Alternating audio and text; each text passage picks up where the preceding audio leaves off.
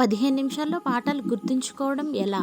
ఈ memory trick ఏంటో తెలుసుకోండి. పెద్ద పాఠాన్ని లేదా అధ్యయనాన్ని ఒకేసారి చదవకుండా చిన్న చిన్న భాగాలుగా విభజించండి. దీనివల్ల మెదడు సమాచారాన్ని సులభంగా స్వీకరిస్తుంది. కష్టమైన పదాలను లేదా పాఠాలను చిత్రాల రూపంలో ఊహించుకోండి. మెదడు అక్షరాల కంటే బొమ్మలను వేగంగా ఎక్కువ కాలం గుర్తుంచుకుంటుంది. ముఖ్యమైన పాయింట్లను పైకి చదవండి. మీరు చదివేది మీ చెవులకు వినిపించినప్పుడు అది మెదడులో బలంగా ముద్రించబడుతుంది. ఒక విభాగం చదివిన వెంటనే పుస్తకం మూసివేసి మీకు ఏం గుర్తుందో మననం చేసుకోండి. దీనివల్ల మీరు ఎక్కడ బలహీనంగా ఉన్నారో వెంటనే అర్థమవుతుంది. మీరు చదివిన పాఠాన్ని వేరొకరికి బోధిస్తున్నట్లుగా మీకు మీరే వివరించుకోండి. ఒక విషయాన్ని ఇతరులకు చెప్పగలిగినప్పుడు అది మీకు పూర్తిగా అర్థమైనట్లు లెక్క. యాక్టివ్ రీకాల్ ద్వారా ఏ పాయింట్లు మర్చిపోతున్నారో గుర్తుంచి వాటిని మళ్ళీ ఒకసారి చూసుకోవడం వల్ల తప్పులు దొరలవు. ఈ 15 నిమిషాల ప్రక్రియలో ఎక్కడా పరధ్యానం లేకుండా కేవలం చదువుపైనే దృష్టి పెట్టాలి. చిన్న చిన్న బ్రేక్స్ తీసుకుంటే ఏకాగ్రతను పెంచుతుంది. ఈ జపనీస్ వ్యూహాన్ని క్రమం తప్పకుండా పాటిస్తే ఎంతటి కష్టమైన సబ్జెక్ట్ అయినా తక్కువ సమయంలో పూర్తి చేసి పరీక్షల్లో మంచి మార్కులు సాధించవచ్చు. అలాగే ఇన్ఫర్మేషన్ వర్త్ అనిపిస్తే మీ ఫ్రెండ్స్ అండ్ ఫ్యామిలీ మెంబర్స్కి షేర్ చేసి మా ఛానల్ సబ్స్క్రైబ్ చేయండి.